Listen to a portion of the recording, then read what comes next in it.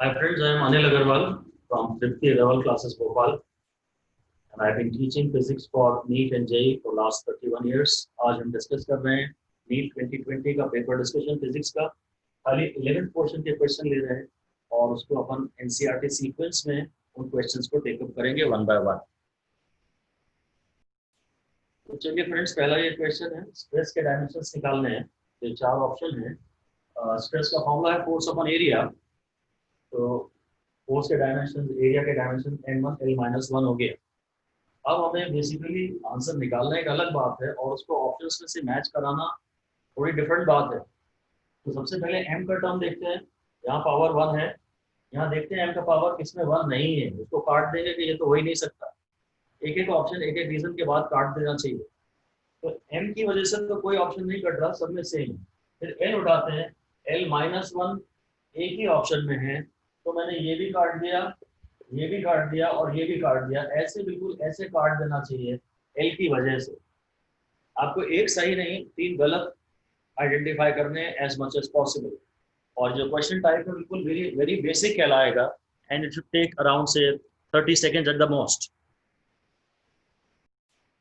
Alright, next question significant figures पे है। आपको 9.99 माइनस 0.0099 करना है और ये रहे इसके ऑप्शंस। तो इसको सॉल्व तो कर लेते हैं हम। और 9.99 में इसमें एडिशन और सब्सट्रैक्शन के रूल्स आपको अपने दिमाग में लोड करने पड़ेंगे कि आप सब्सट्रैक्ट कर रहे हैं। तो आपको एडिशन और सब्सट्रैक्शन में देखना पड़ेगा कि हम सिर्फ आफ्टर डेसिमल में इंटरेस्टेड रहते हैं। इसमें डेसिमल के बाद दो सिग्निफिकेंट फिगर्स हैं और इसकी अगर बात करें, तो जो लेफ्ट मोस्ट जीरोस होते हैं वो तो हमेशा ही इनसिग्निफिकेंट होते हैं। तो इसमें भी ये जीरो सब इनसिग्निफिकेंट है, तो एसेंशियली सिग्निफिकेंट फिगर्स के लिहाज से 0.99 है। इसमें टोटल दो सिग्निफिकेंट फिगर है और दोनों डेसिमल के राइट में है। अब आंसर सिर्फ दो डिजिट होनी चाहिए आफ्टर डेसिमल। जो भी आंसर आएगा ना, इसमें डेसिमल के बाद टोटल दो डिजिट्स होनी चाहिए। तो this is the digit to be drop. इस डिजिट को आपको ड्रॉप करना है और ये 5 से कम है। ये 0 है तो ये पूरा का पूरा इसके बियॉन्ड, ये और इसके बियॉन्ड की सारी डिजिट्स ड्रॉप हो जाएंगी। पर सिग्निफिकेंट फिगर के न्यूमेरिकल्स में एक्चुअली शायद ही कभी एक्चुअल कैलकुलेशन करनी पड़ती है। एग्जाम में जो क्वेश्चन आएगा उसमें आपको कभी कोई कैलकुलेशन करनी नहीं पड़ेगी। सिर्फ इतना डिसाइड करना पड़ेगा कि आंसर में डेसिमल के बाद कितनी डिजिट्स आनी है। अगर हमने डिसाइड कर लिया कि इसमें डेसिमल के बाद दो ही डिजिट्स आनी है, तो आप देखिए हमेशा ऐसा ही होगा, डेसिमल के बाद दो डिजिट्स का केवल एक ऑप्शन होगा। तो ये सही आंसर होगा। ठीक है, ये बिल्कुल बेसिक टाइप का सवाल कहलाएगा। अगर आपने टॉपिक हल्का सा भी पढ़ा है और रूल्स आपको याद हैं तो ये विद इन 30 सेकेंड्स मैक्सिमम बड़े आराम से बनेगा। और प्रॉब्लम यही है, इसके फेलियर का रीजन है कि कवरेज, कोई इन टॉपिक्स को ना तो सीरियसली पढ़ाता है और ना कोई पढ़ता है, और प्रैक्टिस तो इन क्वेश्चंस की बिल्कुल भी हो नहीं पाती है। ऑलराइट, ये next question third, screw gauge list count दी है और नंबर ऑफ सर्कल्स के डिवीजन भी दिए हैं। आपको पिच निकालना है। इसमें तो सारे की सारी अगर फॉर्मूले वगैरह पता है तो हमको कैलकुलेशंस करनी होगी। इसके पहले से ऑप्शंस पे ग्लांस करने की कोई जरूरत नहीं। बस ये देख लीजिए कि सारे ऑप्शन सेम यूनिट में है या नहीं है। अगर सेम यूनिट में नहीं है तो आपको थोड़ा एक्स्ट्रा केयरफुल रहना पड़ेगा। पहले तो आप उन्हीं नेचुरल यूनिट्स में आंसर निकालिए जिन यूनिट्स में कैलकुलेशन से आ रहा है, और फिर देखिए कि ऑप्शन के हिसाब से यूनिट चेंज करके करना है कुछ कि नहीं करना। तो फॉर्मूला होता है इसका लीस्ट काउंट तो pitch upon number of circles के डिवीजन। और बस ये दे दिया है और ये निकालना है। यूजुअली लीस्ट काउंट निकलवाते हैं, बस इतना से खेल किया है कि ये दे दिया है और ये निकलवाया है, फिर मल्टीप्लाई कर देंगे, आंसर है। बहुत ही बेसिक टाइप का सवाल है। हार्डली मतलब अगेन वन स्टेप न्यूमेरिकल कहलाएगा ये। इसमें मैक्सिमम बोले तो टाइम 30 सेकेंड्स लगेगा, उतना भी नहीं लगेगा। पर ये बहुत ही कम लोगों से बन पाते हैं क्योंकि screw gauge lack of coverage रहती है। ना कोई टीचर ढंग से पढ़ाता है और ना कोई स्टूडेंट इसे ढंग से रिवाइज करता है। बहुत ही लीस्ट इंपॉर्टेंस के शुरू के टॉपिक्स माने जाते हैं। बहुत सारा टाइम 11th में हमें बिगिनिंग के इन चैप्टर्स को देना चाहिए। ऑलराइट, क्वेश्चन नंबर 4 वेक्टर्स का ये क्वेश्चन है। अबाउट ओरिजिन आपको टॉर्क निकालनी है। एक फोर्स दिया है और जिस पॉइंट पे पार्टिकल रखा है, उसका पोजीशन वेक्टर दिया है आपको ओरिजिन से, और ये ऑप्शन से। छोटे छोटे फिगर्स दिए हैं ताकि कैलकुलेशंस में टाइम ज़्यादा ना लगे। पेपर में आपको हेल्प करने की कोशिश तो की गई है। बस एक इंपॉर्टेंट बात इसमें टॉर्क का फॉर्मूला है आर क्रॉस एफ, कभी कभी एफ क्रॉस आर लेते हैं, हल्का सा इस वजह से स्लाइटली रिस्की है। तो आर हो गया 2k और ये हो गया 3j 6kj, और ये k क्रॉस j है, k क्रॉस j उल्टा चल रहा है तो ये -6 राइट है, आंसर आया 4। फर्स्ट डिजिट जो न्यूमेरिकल वैल्यू थी वो सब में 6 थी, बस आई जे के वगैरह के हिसाब से आंसर थोड़ा सा इस पर ही फोकस अपना ज़्यादा होना चाहिए। आई पे, जे पे, आई पे और के पे, इन्हीं पे फोकस होना चाहिए।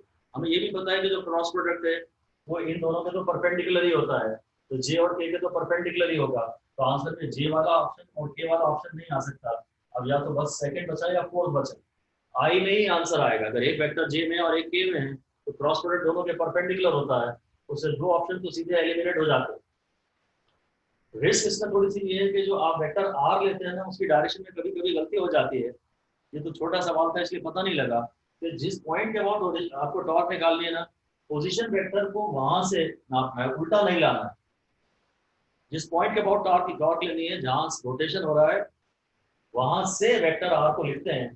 खैर उसकी यहाँ कोई ज्यादा दिक्कत थी नहीं, डायरेक्ट सवाल दिया था, तो ये भी वेरी बहुत बेसिक्स में कहलाएगा। अगर आपने क्रॉस प्रोडक्ट का एक क्वेश्चन भी किया हुआ है आपने और वो आपकी मेमोरी में फ्रेश है तो कोई प्रॉब्लम हो नहीं सकती। Maximum time 30 second. थोड़ा सा रिस्की है ये सवाल, नेगेटिव गया होगा।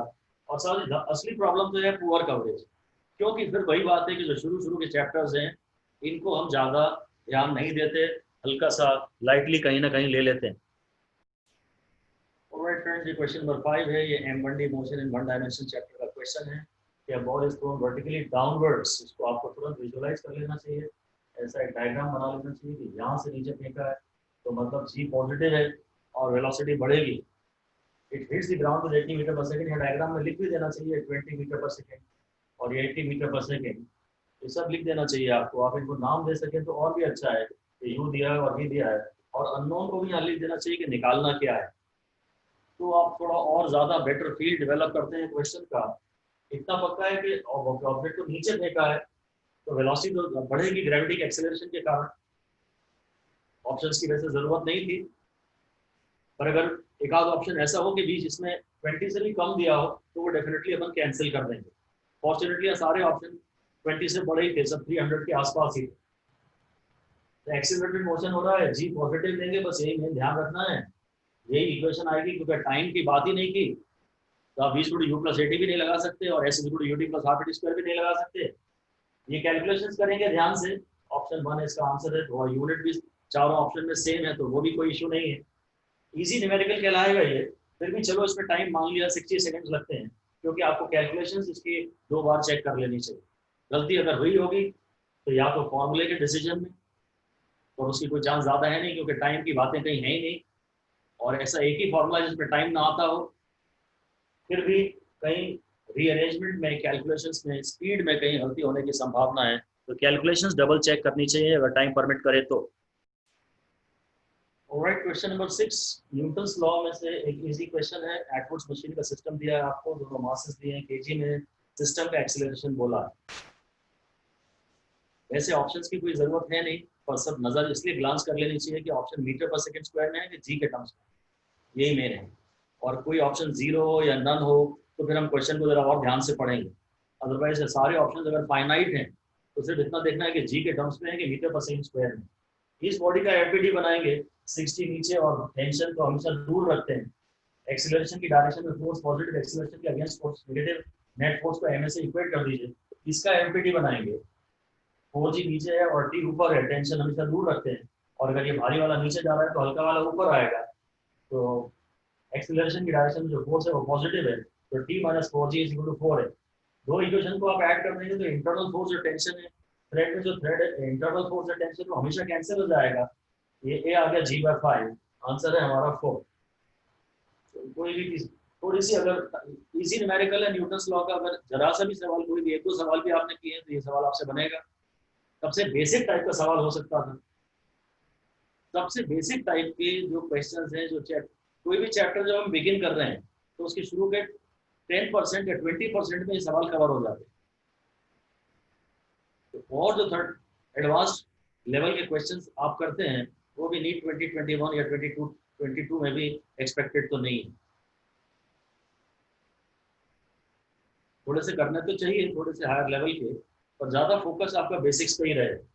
टाइम इसमें मैक्सिमम 60 सेकेंड लगेंगे, और अगर बाई चांस कहीं गलती हुई होगी तो कैलकुलेशन मिस्टेक ही है, वरना this question is not prone to any error, very direct type of question it is. Alright, now question number 7. Two particles of mass 5 kg and 10 kg are attached to two ends of a rigid rod of 1 meter with negligible mass. This is something useful. The rod का mass negligible, थोड़ा सा relief हो जाता है। Distance of center of mass from the 5 kg mass. हो सके तो इसका डायग्राम बनाइए और मैक्सिमम इंफॉर्मेशन को क्वेश्चन की थ्योरी में से उठा के डायग्राम में ट्रांसफर कर दीजिए। ये रॉड बनाई मैंने, ऑप्शंस में मैंने देखा सारे के सारे सेंटीमीटर में, हालांकि लेंथ 1 मीटर में दी है और सारे सेंटीमीटर में है, तो मैंने लेंथ भी ऑलरेडी में डायरेक्ट सेंटीमीटर में लिया है। तो ये हल्का मास है 5 kg का m स्मॉल, ये भारी मास है 10 kg का m बिग, और सेंटर ऑफ मास जो है हमेशा भारी मोटे आदमी के पास रहता है। Centre of mass chief minister के पास रहता है, भारी वाले के पास रहता है, तो x50 से तो बड़ा ही आएगा। तो ये ऑप्शन को ऐसा पूरा काट देना चाहिए, और ये ऑप्शन को ऐसा पूरा काट देना चाहिए पेपर में ही आपको, x50 से तो बड़ा आएगा। फॉर्मूला अगर देखें तो ये इनवर्स प्रोपोर्शनल में डिस्ट्रीब्यूशन होता है, और तभी आंसर सेंटर ऑफ मास भारी पार्टिकल के पास आता है। x1 अगर बोलूं तो m2 upon m1 plus m2 into x total, पड़ोसी का मास अपॉन टोटल। जहां से आपको सेंटर ऑफ मास की दूरी चाहिए ना, पड़ोसी का मास अपॉन टोटल, तो यहाँ से सेंटर ऑफ मास की दूरी चाहिए। तो यही कोई गलती हो सकती है आपसे, या तो आप ये फॉर्मूला गलत ले लेंगे, और या फिर यहाँ वैल्यूज फिर आप गलत डाल देंगे, m2 हो सकता है वापस 5 डाल दें। तो अगर फॉर्मूला तो इतना सही है, एक सिंगल स्टेप न्यूमेरिकल है ये, और ये इसका आंसर आ रहा है 67। इजी न्यूमेरिकल कहलाएगा। मैक्सिमम टाइम बोलो, मैक्सिमम तो फिर 60 सेकंड बहुत आराम से भी कर रहे हैं तो, और या तो आपने फॉर्मूला इसका गलत दिया होगा, उसमें भी रिस्क है कि डायरेक्ट प्रोपोर्शनैलिटी है कि इनवर्स प्रोपोर्शनैलिटी है, और या फिर कैलकुलेशंस में कहीं हो सकता है गलती हुई हो। तो इन्हीं को दोबारा चेक करना चाहिए आपको। फॉर्मूले के बारे में कुछ थियरी बोल लेनी चाहिए, फॉर्मूले के बारे में आपको नॉर्मली ये शायद क्लिक कर जाए, हो सकता है एकदम से ब्लैंक हो जाए, तो m1 x1 m2 x2 ये क्लिक कर जाए, और उसमें फिर शायद ये भी तो आएगा कि x x1 plus x2। वही है कि पेपर हॉल में चीजें ब्लैंक हो जाती हैं, तो आसपास के 2-3 जो फॉर्मूले आप लिखोगे ना, तो आप अपने आप सही फॉर्मूले पे पहुंच जाओगे। Alright, question number 8. A body weighs 72 Newton on the surface of Earth, and the gravitational force on it at h is equal to r by 2 is, और ये 4 ऑप्शन है, ये भी न्यूटन में दिया है और सारे ऑप्शन भी न्यूटन में है, तो हम दिमाग उस बात से हटा लेते हैं कि क्या निकालना है, और कन्वर्जन तो नहीं करना है। तो हमें W डैश निकालना है, फॉर्मूला होता है mg डैश, W का फॉर्मूला है mg, h जो r by 2 है that is not a small height, मतलब बेसिकली g डैश पर g का रेशो निकालना है, और g डैश होता है g upon 1 plus h by r का होल स्क्वायर। अच्छा तो ये रहेगा कि उसको बिल्कुल बेसिक से ही करें, g इसको gm बाय r स्क्वायर से ही करें, बिल्कुल बेसिक से करें। और अगर आपको फॉर्मूले की आदत है तो आप ये ले लें, उसमें बहुत बड़ी रिस्क ये है कि ये फॉर्मूला आप ले लेंगे, सब बहुत बड़ी रिस्क है, इसीलिए सवाल बनाया गया है कि कहीं तो थोड़े बहुत नेगेटिव तो कराए जाएं। ज़्यादातर लोगों के दिमाग में ये फॉर्मूला बैठा रहता है क्योंकि इसमें थोड़ी ज़्यादा कैलकुलेशंस होती हैं, और ये कैलकुलेशंस कम होती हैं तो आप इसकी आदत ज़्यादा डाल लेते हैं। इस सिर्फ तब इस्तेमाल किया जा सकता है जब h की वैल्यू नेग्लिजिबल, जब h की वैल्यू नेग्लिजिबल, राइट। और यहाँ तो खैर h को अगर r/2 में डाल दूँ तो ये 0 हो जाएगा, ऐसा कोई ऑप्शन है नहीं। तो फिर अगर बाई चांस आपने लिया भी है तो आप समझ जाओगे कि आपने गलती कर दी है। h को अगर आप r/2 लिखोगे तो ये खत्म ही हो जाएगा, और 0 कोई ऑप्शन है नहीं। तो बाई चांस आपने लिया भी यहाँ पे तो आप वापस इसी पे आओगे। सबसे अच्छा तो यही मामला है। एनीवे इसको केयरफुली आपको करना पड़ेगा। तो 4/9 होगा, ये तो पक्का है कि हाइट के साथ आंसर कम होगा, तो 72 से तो आंसर कम ही होना चाहिए, तो ये एक ऑप्शन नहीं हो सकता, इनमें से कोई भी हो सकता है। एक ऑप्शन डेफिनेटली एलिमिनेट हो रहा है क्योंकि हाइट बढ़ेगी तो इफेक्टिव जी कम होगा, वेट कम होगा। टाइप हम इसको मीडियम डिफिकल्टी लेवल न्यूमेरिकल बोल सकते हैं क्योंकि ये थोड़ा बहुत पावर वावर इन्वॉल्व है बस। तो time maximum again 60 seconds is good enough time. और नेगेटिव इसमें होने के चांसेस हैं, रिस्की है या थोड़ी बहुत। कैलकुलेशंस में तो हमेशा ही गलती होने की बहुत ज़्यादा पॉसिबिलिटी रहती है। Alright, question number 9 surface tension का है ये, प्रॉपर्टीज ऑफ मैटर में से। कैपिलरी ट्यूब है, रेडियस r की, is immersed in water, mass of the water region in the capillary is 5 grams, another capillary of radius 2r is immersed in water। बाकी सब same है शायद, surface tension वगैरह same है, सिर्फ radius very किया है और मास पूछा है। हमें रेडियस और मास में एक फॉर्मूला एस्टैब्लिश करना होगा। तो खैर यहाँ भी ऑप्शन ग्राम्स में दिया है और मास भी ग्राम्स में ही है, अननोन भी, तो फिर ठीक है, कन्वर्जन्स की तरफ से ध्यान हट गया हमारा। अब बेसिकली सरफेस टेंशन में सबसे फंडामेंटल बेसिक फॉर्मूला तो टी इंटू एल ही आता है।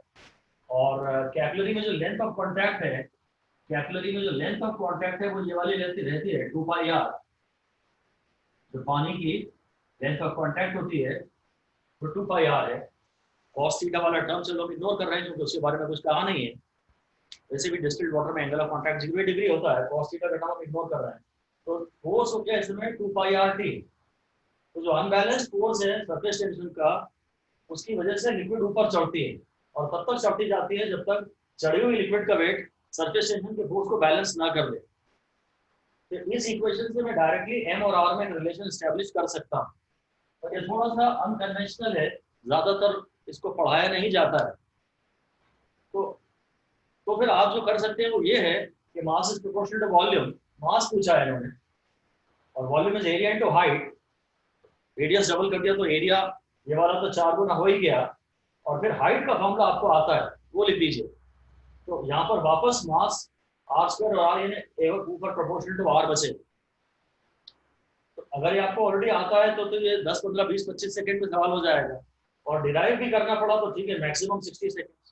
और हाँ, ये थोड़ा अनकन्वेंशनल न्यूमेरिकल है, ये शायद गेम चेंजर बनाने के लिए इन्होंने कुछ एक अच्छा न्यूमेरिकल सेलेक्ट किया है ये, और डीप एप्लीकेशन इसको हम रिगार्ड कर देते हैं। इस पेपर के लेवल को देखते हुए इसे हम बोल देते हैं कि इसमें काफी डीप एप्लीकेशन रिक्वायर्ड थी। ऑलराइट, ये प्रॉपर्टीज ऑफ मैटर इलास्टिसिटी में से और एक क्वेश्चन है। वायर ऑफ लेंथ एल है, इसका क्रॉस सेक्शनल एरिया ए है, is hanging from a fixed support, length of the wire changes to L1। ये नई लेंथ है, बस यहाँ थोड़ा बहुत गड़बड़ हो सकती है, ये एलोंगेशन नहीं है, नई लेंथ दी है आपको। मास n इज सस्पेंडेड, तो y आपको बताना है। तो पहले तो आपको ये सबसे पहले जाना पड़ता है कौन से चैप्टर का है, फिर कौन से उसके सब टॉपिक है। तो y का फॉर्मूला पूछा है, स्ट्रेस अपॉन स्ट्रेन से शुरू करेंगे। स्ट्रेस है फोर्स अपॉन एरिया। फोर्स ये जो हैंगिंग मास है इसके वेट ने लगाया है mg। एरिया तो उसने ए ही रखा है, ऑप्शंस में भी ए ही है तो कोई प्रॉब्लम नहीं है। लेंथ भी ऑप्शंस में एल ही है तो लेंथ की भी प्रॉब्लम नहीं है। थोड़ा सा ध्यान बस ये लगाना है कि हमें चेंज इन लेंथ चाहिए। तो चेंज इन लेंथ है नया माइनस पुराना या बड़ा माइनस छोटा। तो बस ये एक आधी ब्रैकेट ब्रैकेट में डेल्टा एल वाला टर्म तो आना चाहिए। तो डेल्टा एल वाले टर्म नहीं है तो ये नहीं हो सकते, डेल्टा एल वाला टर्म तो आना चाहिए। तो बस अब इन्हीं पे थोड़ा ज्यादा फोकस करते हैं। तो इन सब की जरूरत नहीं है, पर ऐसा करेंगे तो थोड़ी सिली मिस्टेक और कम होगी आपसे, वरना कोई भरोसा नहीं होता। इजी क्वेश्चन देख के थोड़े ज्यादा हैप्पी हार्मोन्स पेपर में रिलीज हो जाते हैं, और कुछ नहीं तो बबलिंग मिस्टेक हो जाती है आपसे। इसमें और कोई इशू तो है नहीं। तो अगर ऑप्शन एलिमिनेशन कर लें फिर भी तो थोड़ा अच्छा तो रहेगा कि भाई डेल्टा एल का टर्म तो आना ही चाहिए। तो डेल्टा एल जिसमें नहीं है वो मैंने काट दिए, है ना। एम जी ऊपर आना चाहिए, ए नीचे आना चाहिए। इसके बाद फिर इन दोनों को कंपेयर कर लेते हैं। यहाँ यार टोटल एल ऊपर आता है और डेल्टा एल नीचे आता है, डेल्टा एल नीचे आता है तभी वाई की वैल्यू ज्यादा आती है। तो सिंपल डायरेक्ट फॉर्मूले का छोटा सा रीअरेंजमेंट है ये। मैक्सिमम टाइम 45 सेकेंड्स, क्योंकि ऑप्शन को आपको थोड़ा ढंग से पढ़ना पड़ेगा, इसलिए इसमें टाइम ज्यादा दे दिया हमने। और कोई इशू नहीं है शायद, हालांकि अपने अपने इनोवेटिव तरीके से आपने फिर भी गलती की ही होगी, पर नॉर्मली इसमें और कुछ नहीं होगा तो बबलिंग मिस्टेक ही हो जाएगी। Alright, question number 11, phase difference between displacement and acceleration in SHM. Option सारे ये पाई के टर्म्स में है, रेडियन के टर्म्स में। हम एक काम करते हैं, डिस्प्लेसमेंट की इक्वेशन लिख लेते हैं, एसएचएम में डिस्प्लेसमेंट की इक्वेशन, फिर उससे वेलोसिटी की इक्वेशन, और फिर एक्सीलरेशन की इक्वेशन, और सबको साइन के टर्म्स में रीअरेंज कर देते हैं। अगर ये साइन ओमेगा टी प्लस 0 है, ये साइन ओमेगा टी प्लस 0, ये ओमेगा टी प्लस 90 डिग्री है और ये ओमेगा टी प्लस 180 डिग्री है। तो वेलोसिटी से डिस्प्लेसमेंट 90 डिग्री आगे रहता है और डिस्प्लेसमेंट से एक्सीलरेशन 90 डिग्री आगे रहता है। अब एक बार डिफरेंशिएट करते हैं ना तो 90 डिग्री अहेड हो जाती है कोई भी चीज, ओके, साइन या कॉस फंक्शन में से। तो बस इसके इन दोनों में आपस में डिस्प्लेसमेंट 180 डिग्री का है। हमको इनकी वेव फॉर्म्स भी पता है कि डिस्प्लेसमेंट की ये वेव आती है, वेलोसिटी की ये वेव आती है और एक्सीलरेशन की ये वेव आती है। तो जब ये पॉजिटिव पीक पे पहुंच रहा है तो नेगेटिव पीक पे पहुंच रहा है, तो इनमें 180 डिग्री का फेज डिफरेंस तो है ही। बिल्कुल बेसिक पे भी चले जाए तो फोर्स का फॉर्मूला होता है माइनस के बाय, यानी mh गुण माइनस के by. The acceleration is always directed opposite to displacement. तो 180 डिग्री का फेज डिफरेंस तो हो ही गया। फिर भी थोड़ा सा डीपी कहलाऊंगा मैं इसको, हालांकि फैक्ट बेस्ड भी है ये। अगर आपने थ्योरी के रिविजन किए हो तो ये फैक्ट के रूप में आपको बार बार पढ़ाया जाता है। इस तरह से सपोर्ट तो किया जा सकता है, but eventually it becomes a fact. और टाइम तो किसी भी अप्रोच से करो, अगर जाना पहचाना है तो 30 सेकेंड से ज़्यादा नहीं लगेगा, और नहीं पढ़ा हुआ है तो आप कितना भी टाइम दे लो सफिशिएंट नहीं है। और मिक्सअप हो सकती हैं चीज़ें, क्योंकि 2-3 इक्वेशनों को हैंडल करना पड़ रहा है ना। बेसिक से कर रहे हो तो ठीक है, एसएचएम में फॉर्मूले बहुत ज़्यादा है, वो चीज़ें मिक्सअप हो जाएंगी। क्वेश्चन नंबर 12 है, कहता है गिटार में two strings A and B made of same material are slightly out of tune and produce beats। तो ये कीवर्ड हो गया, इस समय पता लग जाता है कि ये बीट्स का सवाल है। पहले इनकी फ्रीक्वेंसी 6 हर्ट्ज है, मतलब डिफरेंस ए और बी का 6 हर्ट्ज। अब असली चीज है कि खाली बी की टेंशन उसने कम की है, tension of be slightly decreased. ये आपको कई बार 2-3 बार में पढ़ना पड़ेगा सवाल, एक बार में सारी चीजें रजिस्टर नहीं होंगी, इसीलिए टाइम खाएगा ये सवाल। और इससे बीट फ्रीक्वेंसी बढ़ गई, डिफरेंस बढ़ गया। ए की पुरानी फ्रीक्वेंसी दी थी और बी की ओरिजिनल फ्रीक्वेंसी मांगी है, ये भी ध्यान दें। कभी कभी ये बी की, अगर इसे सवाल कठिन बनाना होता ना तो बी की नई फ्रीक्वेंसी मांग लेता, और इसने ओरिजिनल फ्रीक्वेंसी मांगी है। तो पहले डिफरेंस 6 का है और ए की 530 है। मैं तो फ्रीक्वेंसी का मामला लिख लेता हूँ, ए को बोल देता हूँ 530 और बी या तो 6 ऊपर है या बी 6 नीचे। तो 536 या 524 यही ऑप्शन पॉसिबल है। बाकी मैं इसको काट देता हूँ और इसको मैं काट देता हूँ, सॉरी 536 तो रहेगा, 524 ये नहीं रहेगा, ये पॉसिबल नहीं है। 536 ये दो पॉसिबिलिटीज है, दो ऑप्शन तो इसमें से बड़े आराम से निकल ही जाते हैं। दो ऑप्शन तो हमेशा हमेशा निकल ही जाते हैं, कभी कोई प्रॉब्लम ही नहीं आती। बट उसके बाद प्रॉब्लम आती है। अब वो कहता है मैंने बी की टेंशन कम की, तो बी की टेंशन कम की तो आपने बी की फ्रीक्वेंसी कम की। यदि बी ये थी तो आप यहाँ ले आए। अगर बी की वैल्यू अब ये हो गई है तो इसका ए से डिफरेंस कम हो गया है, तो बीट फ्रीक्वेंसी कम हो जानी चाहिए। पर अगर बी ये था और उसकी टेंशन हमने कम की, टेंशन कम की तो फ्रीक्वेंसी कम की, ए को तो कुछ नहीं किया, बी की फ्रीक्वेंसी थोड़ी कम की, तो कम होने के बाद बी की नई फ्रीक्वेंसी ये है। अगर पहले 524 थी तो 530 से इसका डिफरेंस बढ़ गया, और हमें भी सवाल में कहा है कि बीट बढ़ गया मतलब डिफरेंस बढ़ गया, यानी यही केस है। यानी बी की पुरानी फ्रीक्वेंसी 524 है, lower of the two possibilities. Answer है इसका थर्ड। ये वैरायटी तो बड़ी कॉमन है, और इस वैरायटी का ये पहला पॉसिबल सवाल है, इजीएस्ट सवाल है। इस वैरायटी में अगर हम 10 सवाल करते हैं तो ये पहला सवाल होता है। तो हर एक टॉपिक की जो फर्स्ट वैरायटी है वही पेपर में आई है। फिर भी खैर ये पढ़ने में भी लेंदी है, और ओरिजिनल मांगी है कि नहीं मांगी है, और टेंशन ए की घटाई है कि बी की घटाई है कि बढ़ाई गई है, कई बातें क्रॉस चेक करने के लिए आपको इसमें कम से कम 90 सेकेंड्स लगेंगे, और 100-120 सेकेंड्स तक भी लगते हैं। तो पैनिक नहीं करना चाहिए। इसमें इशू यही है कि इसमें कोई मैथमेटिकल स्टेप्स नहीं है। आपको यही बोलना पड़ता है कि ये दो पॉसिबिलिटी हैं, फिर मैंने इसकी टेंशन कम की तो फ्रीक्वेंसी कम हुई, फिर डिफरेंस बढ़ गया कि घट गया। इसका कोई मैथमेटिकल मेथड नहीं है, और मैथमेटिकल मेथड होने से चीज़ें बड़ी स्ट्रीमलाइन हो जाती हैं, काम बड़ा मैकेनिकल होता है, दिमाग पूरे टाइम यूज नहीं होता। यहाँ तो दिमाग आपको पूरे टाइम एक्टिव रखना पड़ेगा। इसमें जरा भी कॉन्सेंट्रेशन लैप्स हुआ तो ये कुछ तो भी कर जाएगा आपसे। तो इसलिए it is very risky in exam hall. जरा भी आप पैनिक कर रहे हैं, टाइम के बारे में सोच रहे हैं, तो ये सवाल फटाक से सबसे पहले नेगेटिव होगा। ऑलराइट, मीन फ्री पाथ का फॉर्मूला पूछा है क्वेश्चन नंबर 12 में, 13 थे क्वेश्चन सॉरी। तो मीन फ्री पाथ का जो फॉर्मूला है वो 4 ऑप्शंस दिए हैं, डायरेक्ट थियरी में पढ़ाया जाता है। अगर फॉर्मूला आपको याद है तो उस फॉर्मूले को आप लिख लीजिए, और नहीं याद है तो बताइए कि क्वेश्चन तुरंत छोड़ना है। अब इसमें एक एक करके ऑप्शन देखते हैं कि √2 जो यहाँ है वो तो यहाँ सभी में है तो कोई बात नहीं। पाई देखते हैं, पाई का ऑप्शन 1 होना चाहिए, तो पाई यहाँ पे पावर 2 है इसलिए इसको काट देता हूँ, और यहाँ ठीक है, पाई ठीक है। अब एन देखता हूँ, तो एन का पावर भी यहाँ 1 है, तो इसमें एन और 1 1 है, तो ये पॉसिबल नहीं है, इसमें एन का पावर 2 है। अब डी भी देखना ही पड़ेगा, डी पर स्क्वायर है, डी पे स्क्वायर है, यहाँ स्क्वायर नहीं है, और ये पूरा मैच कर रहा है। आंसर तो आप जानते हैं, और ये देखने में कि ये सारे टर्म्स किस ऑप्शन में है, इनमें टाइम देना पड़ता है पेशेंस से। आपको पता लगता है कि हाँ ये फॉर्मूला आपको आता है, तो आपको लगता है 5 सेकंड में बन जाना चाहिए, और ये कम से कम 45 सेकंड खाएगा आपको। पढ़ने में भी कुछ लैंग्वेज क्वेश्चन पढ़ने में भी आपका टाइम नहीं जा रहा, इसलिए लगता है कि तो तुरंत बन जाना चाहिए, but this is a time consuming question. और सबसे बड़ी प्रॉब्लम है कि जो KTG kinetic theory of gases है, ये थोड़ा निगलेक्टेड चैप्टर। ये क्वेश्चन इसीलिए पेपरों में कई बार आया है, नीट में AIPMT 2014 में भी आया है, और उसके पहले भी एक आध बार कभी ये क्वेश्चन नीट में AIPMT में आ चुका है। तो PYQ प्रीवियस ईयर क्वेश्चंस बड़े इंपॉर्टेंट होते ही हैं। Alright, question number 14, average thermal energy of monoatomic gas. ये भी काइनेटिक केटीजी में से है, तो ये चैप्टर भी थोड़ा सा केटीजी नेग्लेक्टेड रहता ही है, क्या डायरेक्ट फॉर्मूला ही है। और ये सारे ऑप्शंस में ये चीज़ें तो कॉमन ही है, तो इन पे हमारा ध्यान है ही नहीं।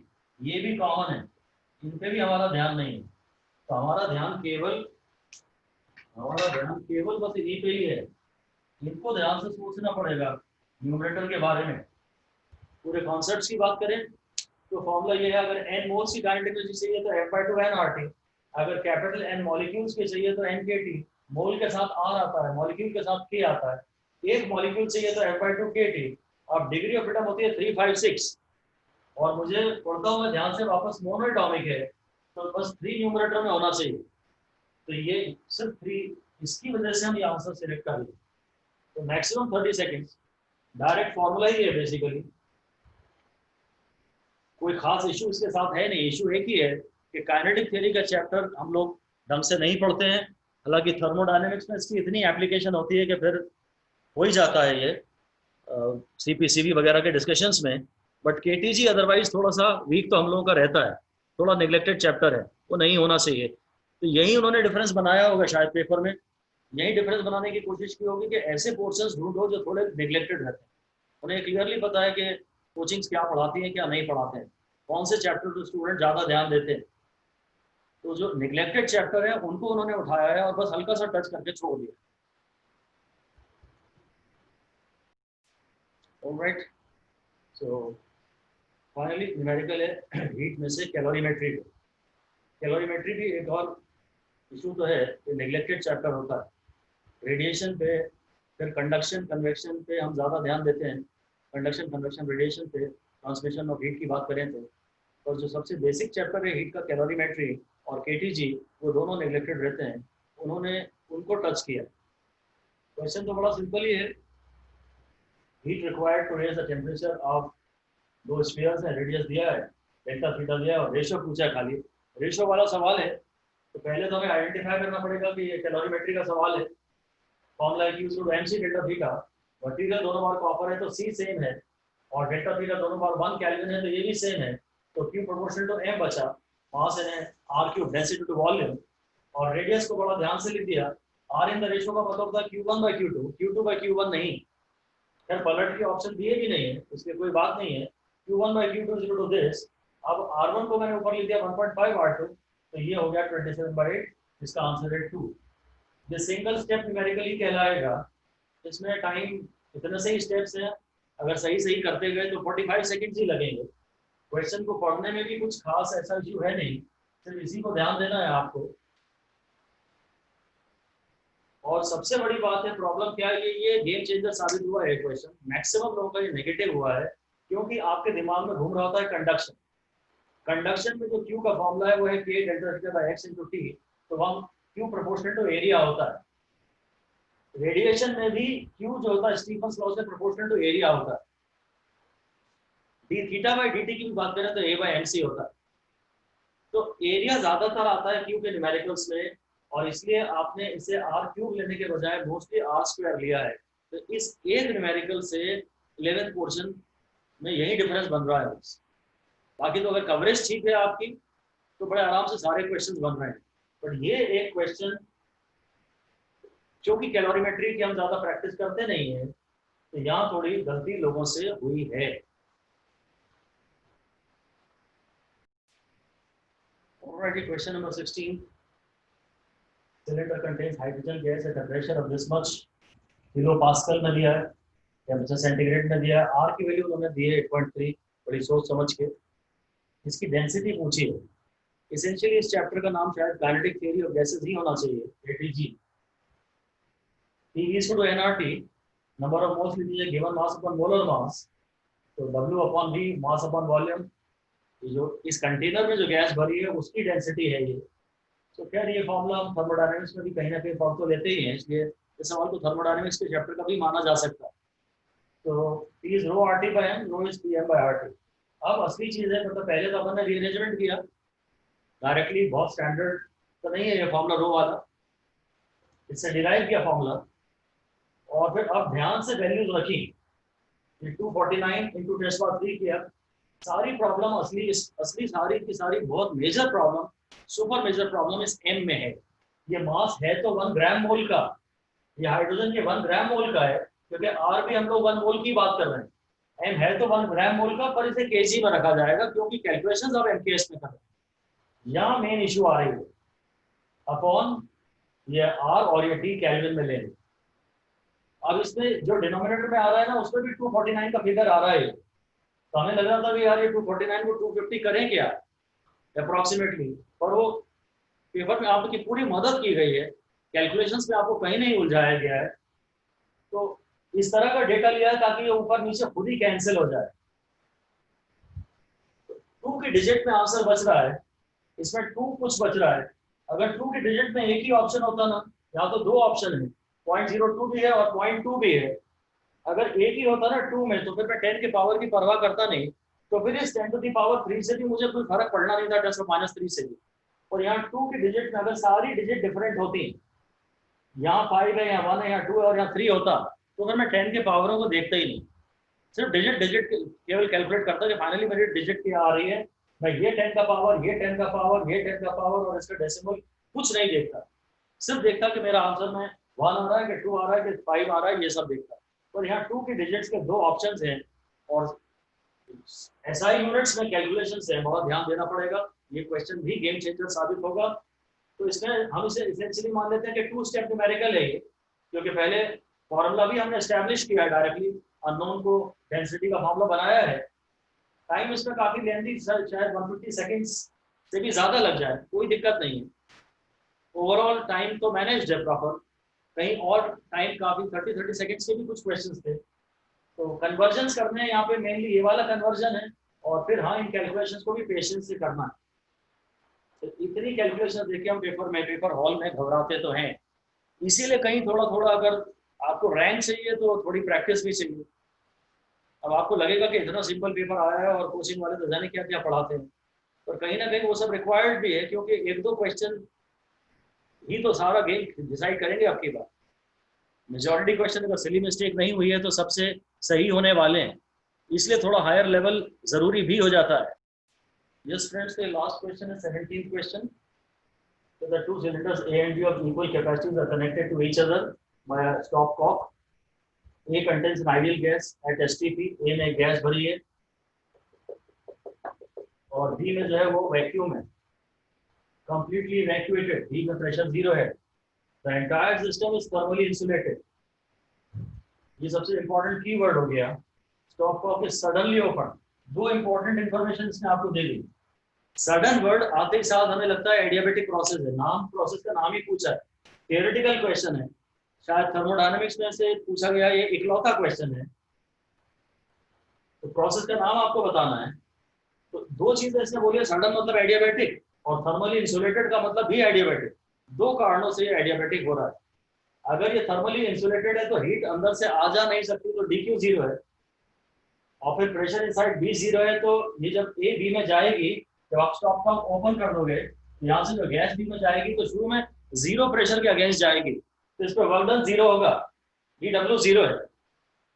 अब DQ 0 है और DW 0 है, तो DU भी 0 है, तो टेम्परेचर चेंज 0 है, तो टेम्परेचर कांस्टेंट है। एक्चुअली टेम्परेचर थ्रू आउट इसका कांस्टेंट नहीं है, मतलब इतने पे अपन आंसर तो दे देंगे, पर अगर ओवर थिंकिंग करने लग गए तो दिक्कत हो सकती है, क्योंकि each stage of the process is not in equilibrium, क्योंकि बी में प्रेशर बढ़ता चला जाता है। शुरू में तो बी में कोई गैस नहीं थी, तो DW 0 था। अब जब बी में प्रेशर बढ़ जाएगा, गैस थोड़ी आ जाएगी, तो अब ये फ्री एक्सपेंशन रह ही नहीं जाएगा एक्चुअली। एनीवे इवेंचुअली तो हम यही देखते हैं कि अगर वॉल्यूम डबल हो गई तो प्रेशर आधा हो गया है, तो PV इज अ कांस्टेंट, तो इनिशियल और फाइनल टेम्परेचर कांस्टेंट है। पर ऐसा तो साइक्लिक प्रोसेस में भी होता है ना। आइसोथर्मल कहने का केवल तब हक बनता है आपको, प्रॉब्लम लोगों को डिस्कशन कहीं कहीं आइसोथर्मल में भी डाउट आ रहा है। आइसोथर्मल हम इसे केवल तब कह सकते हैं जब ये क्वाजी स्टैटिक प्रोसेस हो, हर स्टेज पे टेम्परेचर मेंटेन हो, through out the process PV is a constant. यहाँ पे PV थ्रू आउट कांस्टेंट नहीं है, क्योंकि ये क्वाजी स्टैटिक प्रोसेस नहीं है, the process is not in equilibrium. अगर धीरे धीरे साइक्लिक प्रोसेस में भी तो यही होता है कि फाइनली टेम्परेचर इनिशियली और फाइनली सेम हो जाता है, और उसे आइसोथर्मल कह ही नहीं सकते। यहाँ पे ये बात सही है कि आइडियल गैस में अगर फ्री एक्सपेंशन हो रहा है, क्योंकि इसे थर्मली इंसुलेटेड बोल दिया और यहाँ प्रेशर 0 बोल दिया, तो ये बिल्कुल फ्री एक्सपेंशन का ही सवाल है बिना वो नाम यूज किए हुए। उसे हम एडियाबेटिक प्रोसेस मानते हैं, उसमें DQ भी 0 है, DW भी 0 है और DT भी 0 है, और ये सडन प्रोसेस ही होता है, इसको हम एडियाबेटिक प्रोसेस मानते हैं। हम इसे ऐसा नहीं कह सकते कि एडियाबेटिक भी सही है और आइसोथर्मल भी सही है। कुछ थोड़ा सा इशू चल रहा है लोगों के बीच में, कुछ स्टूडेंट्स को डाउट है कि दोनों सही हो सकते हैं। जिन्होंने ओवर थिंक, देखो ये तो बेसिकली फैक्ट वाला क्वेश्चन था। अगर आपकी कवरेज प्रॉपर है, फ्री एक्सपेंशन प्रोसेस आपने पढ़ा है, तो आप इसका नाम सही दे पाएंगे कि एडियाबेटिक प्रोसेस है। ये एडियाबेटिक प्रोसेस है, इसका थर्ड आंसर है। टाइम इसमें अगर सब आप पहले से ही जानते हो तो 30 सेकेंड्स हमने दिया है, शायद उतना भी लगना नहीं चाहिए, पर लंबा सवाल है, पढ़ने में टाइम लगेगा, तो 30 या मे बी 45 सेकेंड लग सकते हैं। कवरेज का ये प्रॉब्लम है, अगर आपने पढ़ा नहीं है तो दिक्कत आएगी। और दूसरी असली प्रॉब्लम है ओवर थिंकिंग की। अगर आपको लगेगा कि यार या तो टेम्परेचर कांस्टेंट है, तो फिर आप पेपर में गड़बड़ कर देंगे। तो ऐसे में जब दो ऑप्शन आपको सही लग रहे हो, तो जो जो पहला ख्याल आया था वही ज़्यादा सही होता है, या जो एवरेज स्टूडेंट का जो आंसर वो देने वाला है वही सही होता है। एक्सेप्शनल स्टूडेंट्स के लिए ऐसे क्वेश्चन नहीं बनाए जाते। आपको जो भी उसमें सिंपल, जो भी इसका सिंपल वाला आंसर है सिंप्लीफाइड सिचुएशन में, वो आप आंसर दीजिए। एनीवे इसका आंसर यही एडियाबेटिक है, और कारण यही है कि प्रेशर जो टेम्परेचर है वो थ्रू आउट कॉन्स्टेंट नहीं है, PV शुरू में और बाद में सेम है। तो इस क्वेश्चन को चैलेंज करने का कोई मतलब नहीं है। लोगों में थोड़ा सा अनरेस्ट है स्टूडेंट्स में, पर इसको चैलेंज करने से कोई फायदा होगा नहीं। इसका आंसर केवल और केवल एडियाबेटिक ही दिया जाएगा।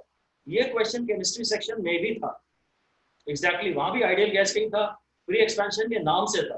फिजिक्स पोर्शन में ये फ्री एक्सपेंशन के नाम से नहीं आया, पर खैर that is all about it. तो ये 11th पोर्शन के सारे क्वेश्चन समाप्त हुए। तो भाई ये था पूरा एनालिसिस 11th पोर्शन का, जो नीट इस बार 2020 का आया। और जो असली इस वीडियो को बनाने का मकसद ये है कि जो 2021 या 2022 के एस्पिरेंट्स हैं वो क्या स्ट्रेटजी फॉलो करें।